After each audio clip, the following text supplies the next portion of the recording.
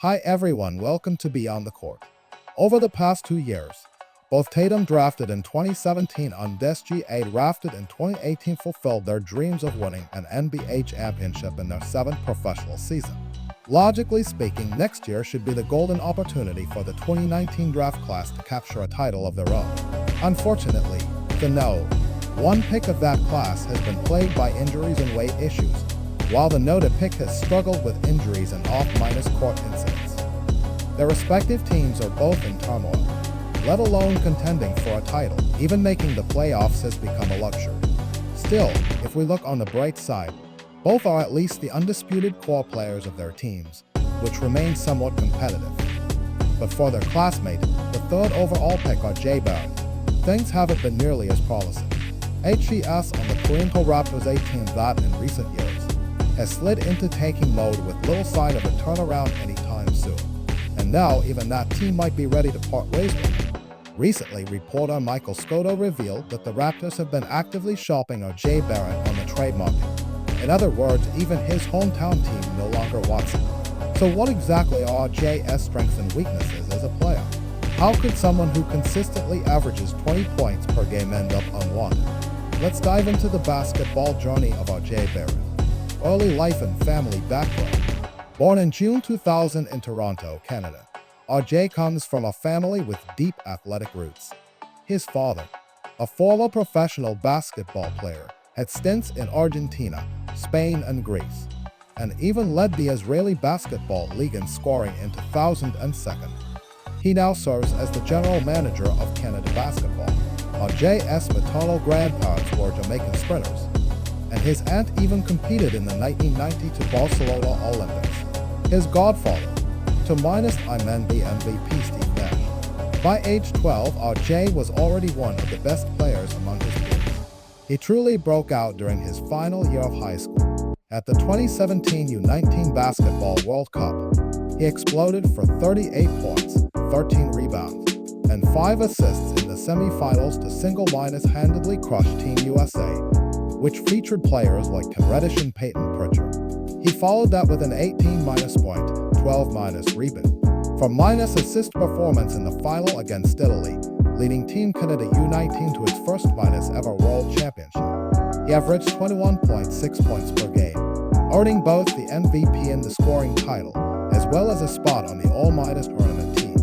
That same year, he led Montfort Academy to an undefeated 31-0 record to one national ranking, eventually winning the prestigious Gatorade National Player of the Year with one of the highest honors in U.S. high school sports. Fun fact, can you guess who was the last Montfort player to win the Gatorade Award before him? That's right, late one. Our very own Ben Simmons. RJ's senior -year accolades didn't stop there. He was named Naismith Player of the Year, Morgan Wooten Player of the Year, and more. The last high school player to sweep those national awards was LeBron James in 2003. So naturally, RJ was rated a 5- star recruit, the No. 1 prospect in the 2018 class and widely seen as the next big thing after LeBron. At that point, he was the heavy favorite to be the No. 1 overall pick in the 2019 draft. College years at Duke. The turning point came in college. The top 3 recruits of 2018, RJ Barrett, Zion Williamson, and Cam Reddish all committed to Duke, forming what many called a college super team. However, the super team fell short of expectations, losing by a single point to Michigan State in the 2019 NCAA Elite 8. During his freshman year, RJ averaged 22.6 6 rebounds, shooting 45.4% from the field and 30.8% from 3. Solid numbers, but with poor efficiency. Part of the issue was Coach K's system, with a roster loaded with talent but no true playmaker. Duke's offense often devolved into transition plays and isolation attacks. Zion handled the transition offense, while RJ carried the burden of half-court scoring. This setup nurtured RJ's hero-ball tendencies and limited his tactical discipline. As a result, he became a ball-dominant, inefficient scorer with average finishing ability. Zion continued to rise and young on to emerge as a generational talent. RJ slipped to no 3 in the draft, landing with the New York Knicks. Next years, hope and frustration. For RJ, joining the Knicks was both a blessing and a curse. The good, he was now in the biggest media market with the most passionate fan base. The bad, the organization was well. The Knicks' chaotic management, inconsistent coaching, and teammates of questionable quality outside of Julius Randle. Worse yet, the team's poor floor spacing exposed RJ's shaky shooting. In his rookie season, he averaged 14.3 points, 5 rebounds, 6 assists, shooting just 40.2% from the field, 32% from three, and a dismal 61.4% from the line. The Knicks won only 21 games and missed the playoffs. To his credit, RJ stayed remarkably durable, playing over 70 games in each of the next 3 seasons, outlasting both Azim and Kelsey and Bianca in terms of availability. But that was about it. Despite being a full minus time starter, his scoring plateaued between 17 and 20 points per game, with his shooting percentage never exceeding 45%. Among the NBA's 14 shots owed, RJ's percentages were below league average in most, average in a few, and above average only from the left minus wing 3 minus point area, which even regressed in his final fall season with the Knicks. In the 2021 and 23 playoffs across 16 games, he averaged 17.8 points, 5.3 rebounds, and 0.9 assists, shooting 40% overall and 31.5% from three again in efficient scoring and heavy. Eventually, after another stagnant start to the 2023-24 season, the Knicks traded him to his hometown Toronto Raptors. Raptors chapter, revival and reality check. To be fair, RJ's play in Toronto showed genuine improvement. In the second half of the 2023-24 season, he averaged 21. 8 points, 6.4 rebounds, 1 assists, shooting a career minus best 55.3% from the field and 39.2% from deep. Even though injuries limited him to 58 games this season, he still put up 21.1 points and 6.3 rebounds on 46. 8% FG and 35% 3PT, not as hot as last year's surge, but much better than his Knicks days. In fact, this season he shot above league average from 5 key zones: left baseline mid-range, right mid-range, right baseline mid-range, right baseline mid-range, left restricted area, and right corner 3. So here's the question. If RJ's scoring and efficiency both improve, and HES a hometown kid, why are the Raptors trying to trade him? The answer lies in both his limitations as a player and the team's rebuilding direction. Strengths and weaknesses.